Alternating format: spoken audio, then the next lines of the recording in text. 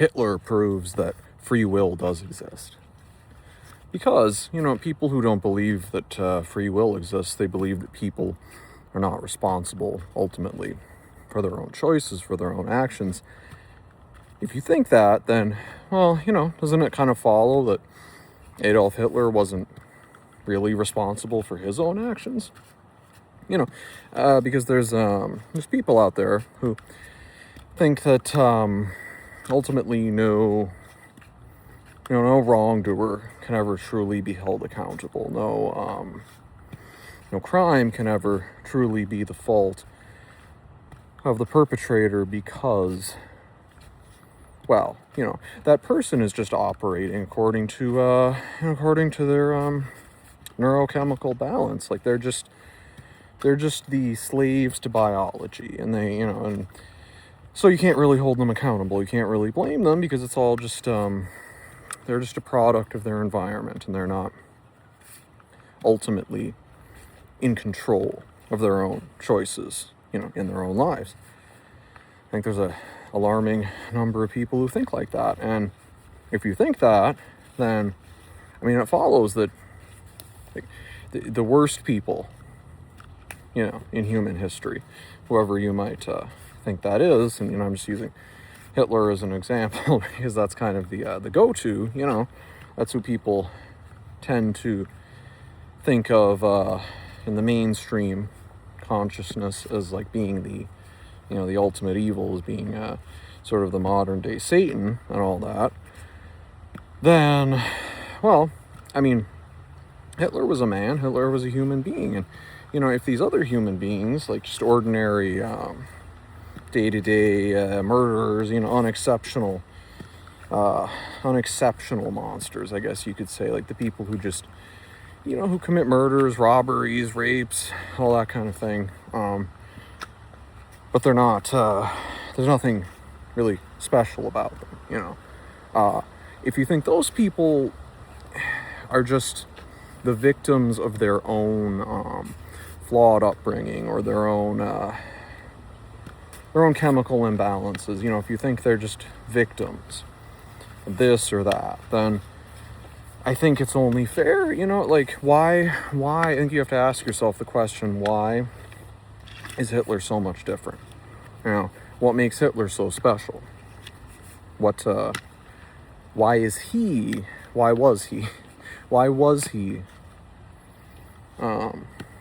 uniquely in control of his own choices? Why did he uniquely self-possess himself to the point that it's okay to hate him and see him as just purely a victimizer, not a victim? I think it's because the people who advocate for this kind of let everybody off the hook kind of mentality, I think they have not thought of it. I think for the most part, I think some people are just hypocrites, but willful hypocrites. But I think a lot of other people have just not really thought of it. Because if you ask them, well, let's say Hitler had been taken alive, like at the end of World War II or something, and like with today's understanding of of rehabilitation and that kind of thing, should we punish him, or should we try to rehabilitate him, and should we try to find out what made him this way, and ultimately with the aim of releasing him back into society? Because I think if you're being consistent about it with these kind of more mundane, everyday sort of criminals and wrongdoers, then I think in fairness you have to apply that same standard to people who commit racially motivated crimes and hate crimes and that kind of thing, like the politically unpopular stuff. I think you have to also hold them responsible in just the same way, which is to say, not hold them responsible, let them off the hook. And of course that's kind of strange, isn't it? I don't actually think that's a good idea, but I think if we're being fair about it, I think you have to have that kind of attitude. And the fact that people don't, I think, really shows the contradiction and the senselessness of thinking in that way, because, well, of course we do, we do have free will. We do have the choice. You know, not always. Obviously, if someone is truly psychotic or something like that, you know, then sure, I think in a lot of cases you can argue that, but that's a high bar. I think it should be a high bar anyway. I think you should have to like, genuinely prove that that is the case, and most of the time people won't do that.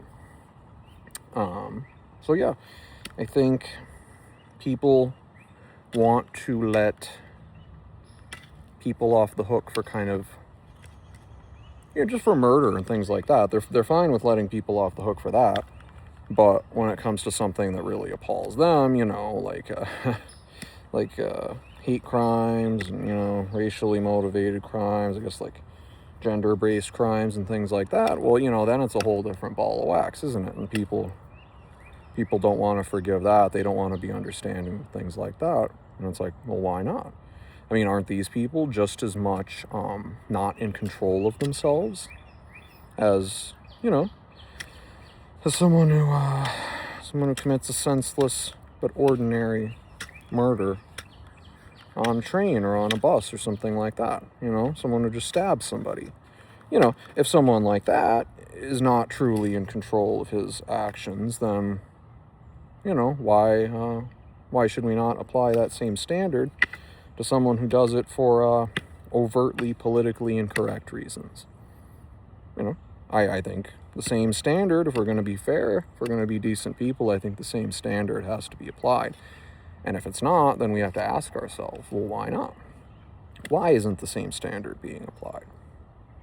You know, and it's really, I think it unravels the whole thing. It unravels the whole notion of, unravels the whole idea that, oh, you know, people are just automatons, just running around, you know, obeying their programming and that kind of thing. No one's truly in control of themselves.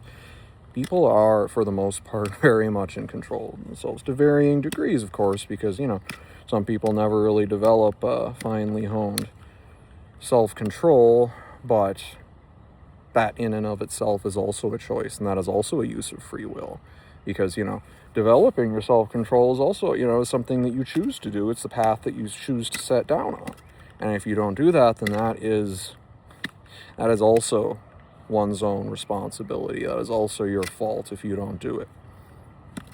But ultimately, you know, I think Hitler proves that free will does exist.